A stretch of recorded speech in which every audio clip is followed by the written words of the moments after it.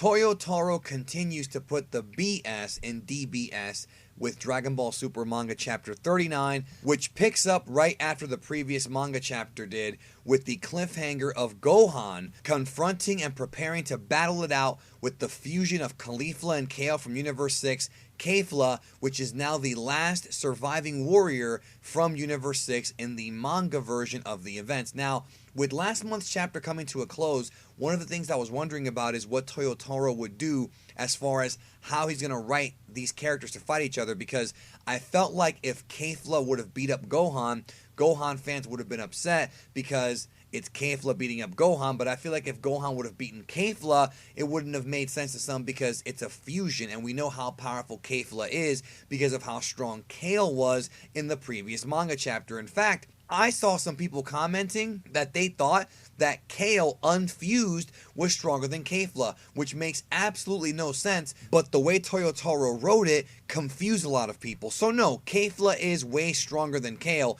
and Kale ran roughshod over a bunch of people in the last manga chapter. How would she fare against Gohan? Now, we know for a fact that Gohan trained in the Room of Spirit and Time. This was talked about in the manga in one of the bonus chapters, so they have that in their back pocket as far as explaining what happened here. Now, one of the problems with this chapter that is really prevalent, that's been kind of an issue for a few months now, is that the Tournament of Power in the manga seems very rushed. Now, we don't know if Toyotaro's being told from the powers that be above him to get through this arc as fast as he can because of the Broly movie coming out, or if there's another reason. Maybe he's not that interested in telling the story, but the fights in this manga chapter are unbelievably short. Gohan and Kefla is only a handful of pages, and we also get teased a Vegeta Toppo fight that we barely see. So you're getting all these teases and all these interesting scenarios that could play out, but it's never given enough time to really breathe, and thus what you have is you have another chapter that just feels very rushed, and there's just nothing here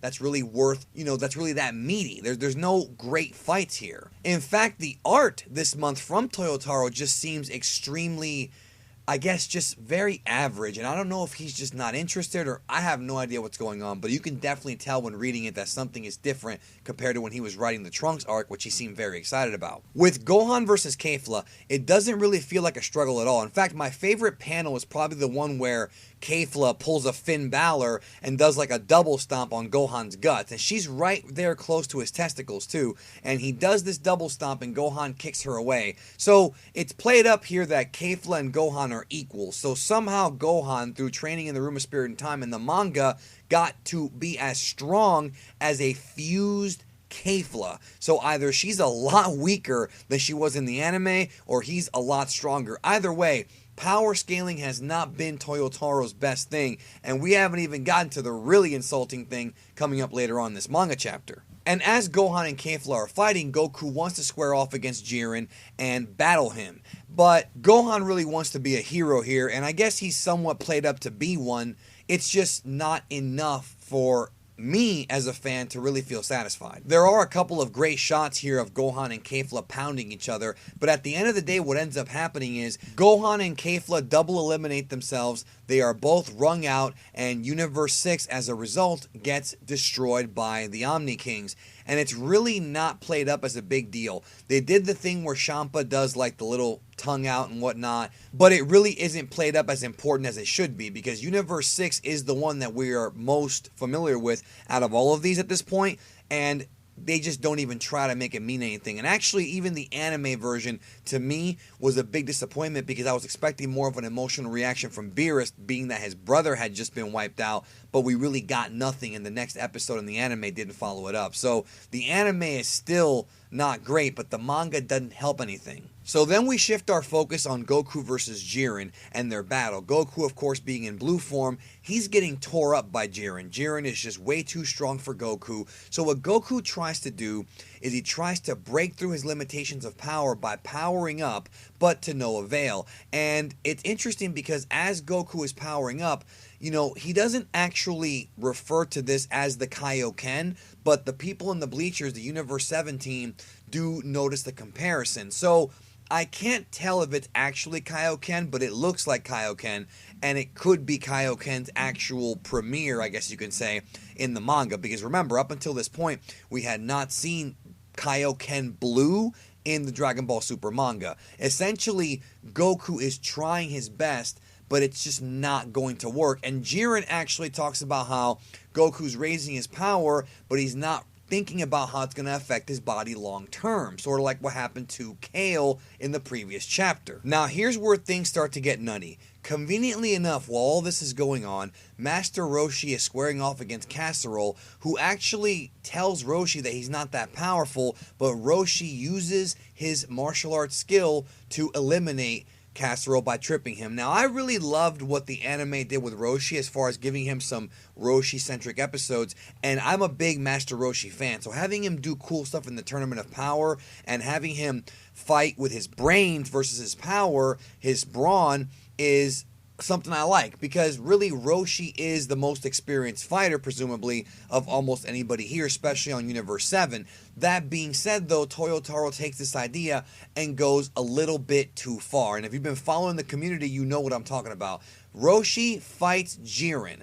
Jiren, one of the strongest characters in the history of this entire franchise, and actually manages to dodge and block Jiren's attacks. Now, keep in mind that Jiren is a guy who we just saw break through limitations of time against Hit just a few chapters ago. And he's incredibly fast and incredibly strong, the strongest from Universe 11. And Master Roshi, a guy who had trouble fighting Saiyan Saga level characters in the past, is using what is referred to as a similarity to Ultra Instinct. It's not quite Ultra Instinct, but it's similar to Ultra Instinct, and he's using this to dodge Jiren's attacks. Now, obviously, because this is not Ultra Instinct, I can't sit here and get mad at that, but the idea of Roshi being able to fight toe-to-toe with Jiren, even if it's just for a few moments, is absolutely and utterly ridiculous. And there's no defending this whatsoever. I've seen people say things like, well, Jiren was suppressed.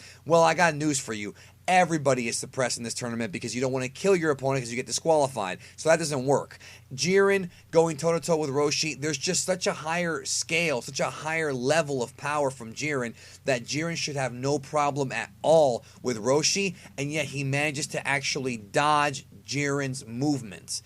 It's completely absurd. Toyotaro has been known for the past few months to do some really stupid crap and make illogical and pointless changes to the story just to fit his own narrative that's filled with logic holes, and this one I think goes too far. There's just no way that this makes any sort of sense. In fact, Whis and Beerus actually compare Roshi and what he's doing to Ultra Instinct, and Vegeta even questions it. It just doesn't make any sense. They even talk about how there is a big gap between what he's doing and what actual Ultra Instinct is, but this is Master Roshi, who died against King Piccolo with the Mafuba that Tien in Dragon Ball was able to master. In Dragon Ball, before even Z. There is no way in hell that this makes any lick of sense, and this is another example of Toyotaro once again trying to be different and unique and coming off like an idiot because his story makes even less sense than he intended. It's like the guy doesn't even think things through when he writes these things. This makes no sense, and it cannot be defended. So what ends up happening is Jiren eliminates Roshi because he catches him, whatever. Jiren's obviously more powerful, but even though Roshi dodged him for just a few seconds, it still makes no freaking sense at all. It doesn't make any sense. So what ends up happening is, as a result of Goku studying Master Roshi's movements, he starts to think about his old masters, which I really do like this scene, and I like the idea behind it. The concept behind Goku reminiscing on being, a prideful turtle hermit school student is a great idea. Having Roshi dodge characters and look impressive against weaker characters like he did in the Universal Survival arc in the anime is fine. Having Roshi dodge Jiren, who we know is going to be the quote final boss of this arc, is completely illogical, but it's what leads Goku into tapping into his Ultra Instinct. So there's no Spirit Bomb or any of that. Goku does achieve Ultra Instinct Omen in the manga, which I did not think he would do. I was not expecting this, but he does hit the power of Ultra Instinct Omen. He ends up fighting Jiren, and guess what happens? After a couple of pages, Jiren just manhandles him and is throwing him down like nothing because, of course, this is not completed Ultra Instinct, and Jiren is more stronger than him. So Roshi actually looked more impressive in this manga chapter than even Goku did, and that's completely ridiculous. It really is. At least in the anime version, Goku was near death from the power of the Genki Dama, the Spirit Bomb, and it triggered something. In this manga version, he just watched Roshi and figured it out.